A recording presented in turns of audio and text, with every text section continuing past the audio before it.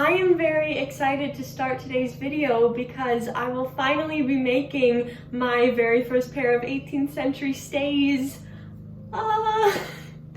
This was a very intimidating project for me, but I finally have all of the pieces together and I'm ready to start. For these stays, I will be using the American Duchess pattern, Simplicity 8162.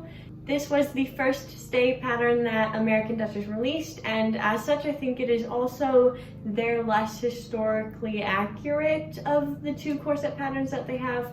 However, I thought that they were prettier, and it was also the pattern that I could more easily turn into front lacing stays, because I am just one person and I really did not want to have to backlace my stays. I have already made a mock-up of this pattern and I have found out a few things. The first is that the seam at the back, because I am not making these stays front lacing and back lacing, I'm just doing the front lacing, so I'm sewing the back two pieces together and I need to take that seam in a lot in order to have a large enough gap in the front when I lace them. The other thing that I found out was I fortunately don't have to shorten or lengthen this stay pattern. That is a problem that a lot of people come across, but when I made my mock-up, the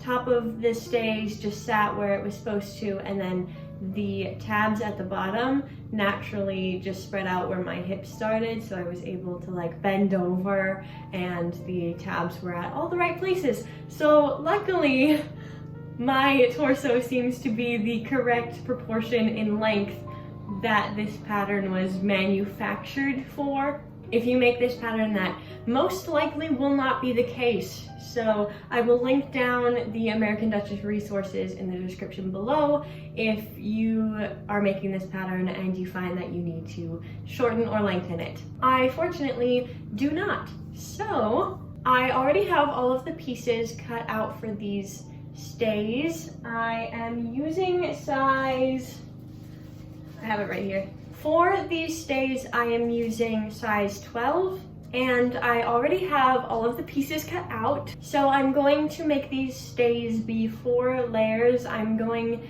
to sew the first 3 layers together and then sew the boning channels in them, and then I will sew the lining onto the fabric at the very end.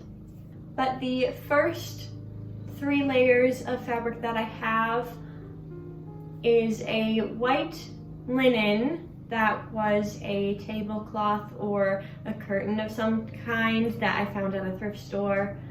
I have a white cotton muslin to go in between the linen and the fashion fabric. And then for my fashion fabric, I have this really pretty yellow shell pattern linen that I got from John Fabrics. It was on clearance, so I snagged up a bunch of this. I don't remember how much I got exactly, but I think I got like somewhere in between 2 or 3 yards of this. So this is all of my extra. And you don't need a lot of fabric at all to make stays. You can do it very easily with just 1 yard.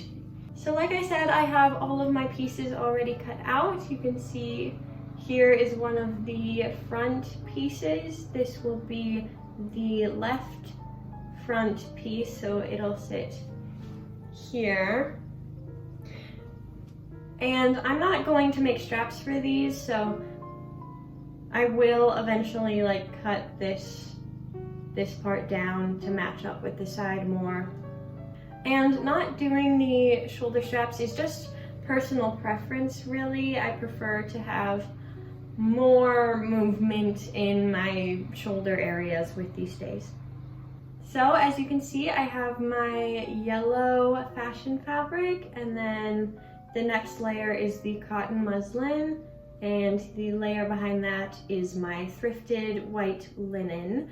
And now I am going to baste all of the layers for the separate pieces together, and then the next step is to sew in the boning channels. The first step in sewing the boning channels was to baste all 3 layers of fabric together. This I did with a spool of thread that I had thrifted, and I basted along the sides and down the middle of each piece. After the fabric was basted together, I folded the pattern pieces to mark the lines for the boning channels. I did this to all of the individual pieces, and then it was time to head over to the sewing machine.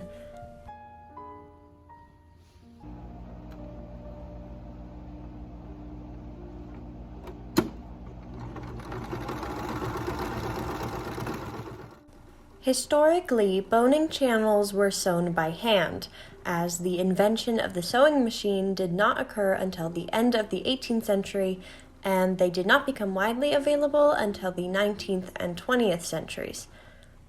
However, I am sewing my boning channels by machine because, as a musical theater college student, I just did not have time to sew that many seams by hand. It is not cheating to use your time wisely. After all the boning channels were sewn in place, I gave the pieces a quick press with the iron, and then it was back to the sewing machine to sew all of the pieces together. I briefly considered doing this step by hand, but decided that it would be fine to continue using my sewing machine. Everything after this step, I did by hand.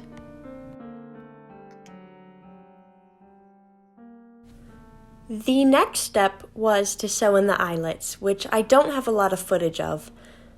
I changed the spacing of the eyelets so that the stays would be spiral lacing, and I sewed them with a white embroidery floss.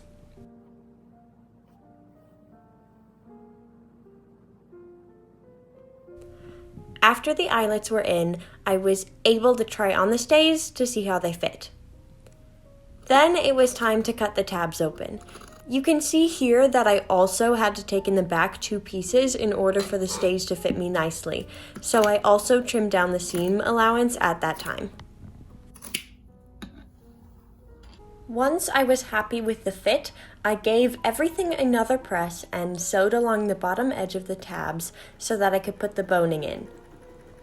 For the boning, I used synthetic whalebone from Burnley and Trowbridge, and I had already cut the pieces to length for a mock-up of the stays that I had made before starting this video. So all I had to do was sand down the edges of each piece one by one while transferring them from the mock-up to the final stays. After the boning was in, I then trimmed down the edges of the stays that were meant for the straps, and I also whip-stitched the seam allowance down on the inside of the stays.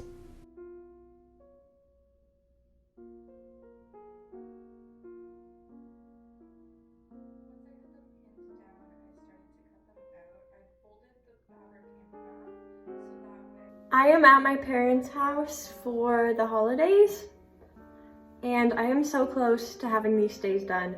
At this point, I just have 2 steps left that I'm going to include in the video, at least. So I just finished whip stitching all of the seams down on the inside, and now I just have to trim some of the boning pieces because I trimmed down the sides, like in places that it was like digging into my armpits, and because I'm omitting the straps also, I was able to do that. But now I have to trim the individual pieces of boning to match that because some of them are sticking out because they were cut to the original shape and now they are too long. So I have to trim those and sand those back down. And then after that, I just have to finish the edges and bind the stays. And I have a piece of chamois cloth that I just got from Walmart is where I got mine. And I'm gonna cut that into strips and then bind all the stays. So I'm going to cut that chamois cloth into strips and then bind the stays in leather. And then they will be done.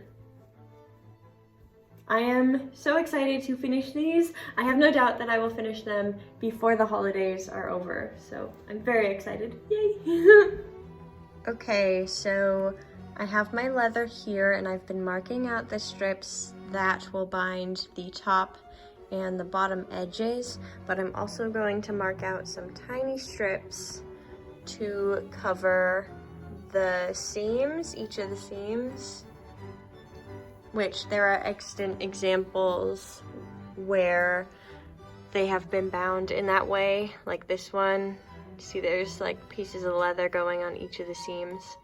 And then I'm also going to do, so these are Lauren's original stays, Lauren from American Duchess. I believe she has different ones now that she's made, but these are the first ones, and you can see that same thing, the strips of leather on the seams. And then there are also these underarm patches of leather, and I'm gonna do that also. So there will be underarm patches here and then on each of the seams, and then leather on the top and the bottom. And then that is the game plan for lining the stays with the leather. And thus began the endless process of binding my stays. I backstitched the binding to the front and then flipped it over to the back, securing it down with a whip stitch. And I sewed, and sewed, and sewed, until... Okay, today is a snow day. All of our classes were canceled due to a blizzard this morning, and I used today to finish binding the bottom of the stays. So the bottom is now done and completely bound in the leather. This is sort of what the inside looks like.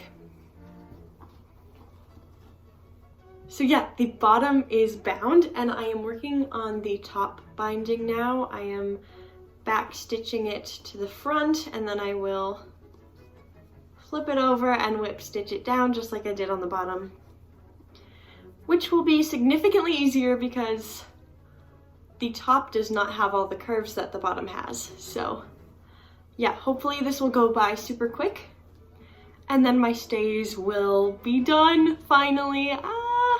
I don't know if I mentioned previously about adding details sort of where the armpits go in leather, but I decided not to do those right away and just to bind the top of it. I decided that if I want those later, then I can just add them later. But for now, I'm just binding the top, and then that's it. That's the last step. I'm so excited. So I'm gonna get back to sewing. So I got back to sewing. And sewing. And even more sewing, till eventually... You guys, I finished my stays. Okay, I say finished. They're not really finished because they are unlined currently, and right now the gap in the lacing is a bit wide, so I think I'm going to make a stomacher for them. But for now, the body of the stays is completely done. I am just so happy to have these stays finished, and they feel really nice. Like, they feel really nice to wear. I'm obsessed, and I'm really proud of the work that I've done. But yes, I think the next journey is going to be making a stomacher for these stays.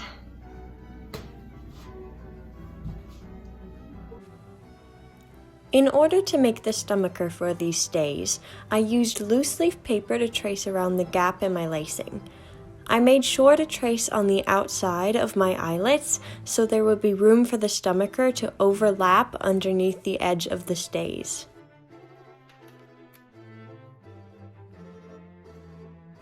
Next, I traced that shape out onto cardboard and cut it out so that I would have a structured mock-up to see if the shape would work.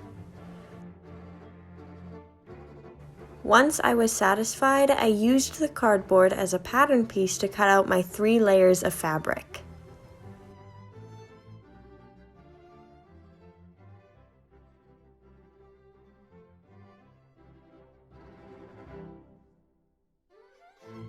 The 3 layers were then sewn together.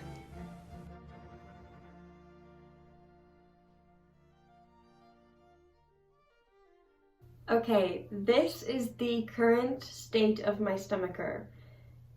It's just 3 layers of fabric, the same 3 layers that I used in my stays. We have this cotton backing and then the fashion fabric, and then there is an in-between layer of this earth tone linen that came from a curtain that I found at a thrift store. Video editing Piper here. I just want to point out that those are not the same 3 layers of fabric that I used in my original stays. In my defense, there were months in between me cutting out the fabric for each of those. So yeah, the stomacher has a different 3 layers than the stays do. The important thing is that the fashion fabric is the same for both. Pay attention to that. Okay, back to the video. I have sewn them together on the sides and the bottom, but I've left the top open so that I can insert boning. And now I just need to figure out how to do the boning channels because I don't exactly know where I'm going to put the boning in this. I know that I'm going to add boning because these layers on their own, it's like very thin, it's very flimsy. As you can see, I can just like scrunch it up. So it definitely needs some support in here. Luckily, I have synthetic whalebone left over. I just don't know exactly how much I have. So I'm gonna look at how much I have and then I'm gonna figure out where to put the boning channels. I really am just making this up as I go along. Okay, so taking a look at Simplicity 8161, which is the dress pattern that American Duchess made to go under the stays from 8162.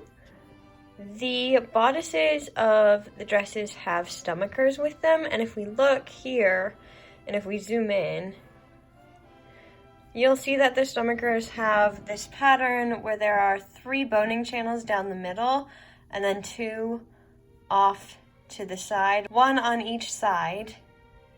And I think that's the boning pattern that I'm going to aim for on my stomacher.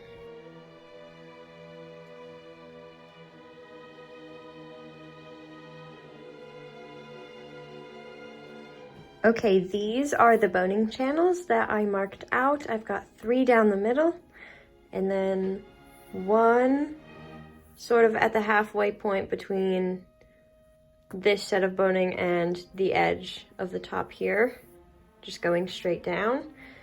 So I've got 5 boning channels in this. I think that should be enough.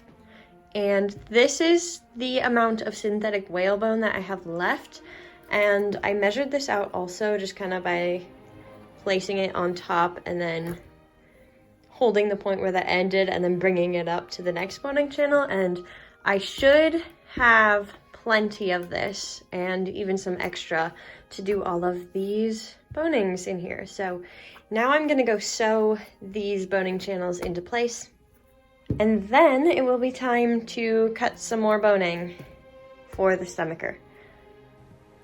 The boning was then cut, the edges were sanded, and the pieces were inserted into the stomacher.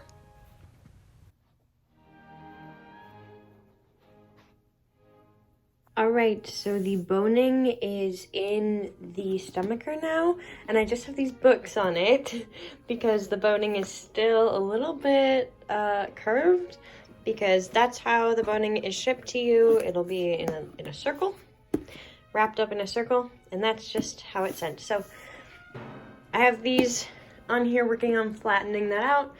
In the meantime, I am going to mark out another strip of leather so that I can bind the edges of this, and then I will make another shorter one for the top also. I'm going to bind the sides and then wait on the top because I want to bind the sides and then put it on and see if I need to trim any of the top off for it to line up with the top of my stays.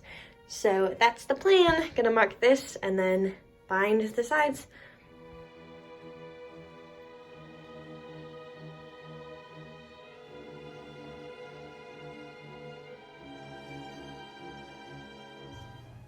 Once the edges were bound in leather, I put on the stays with the stomacher inserted to mark where I needed to trim the top edge. So I am just working on my stomacher. I have fitted it to my body with the stays on, and I've marked out with pins along the top where it lined up with the sides of my stays. And my pins aren't in the straightest of lines, but what I've noticed is that most of them seem to line up where I stopped the seams for the boning channel. And these seams are pretty much in a straight line where they stop here. So I think I'm going to trim the top just slightly above these lines, and then I'm going to bind it in another strip of the chamois cloth, and then the stomacher will be done. So I just trimmed the top off of the stomacher, and I found this scrap piece of leather that I had already cut, and it was just too long for whatever I was using it for, so I cut this off, but it is also too long for this, but that means I can use it for this. So I don't have to cut a whole new strip of chamois cloth. I can just sew this one on. That's really helpful. The top of the stomacher was then bound in leather, and the stays, though unlined, were complete.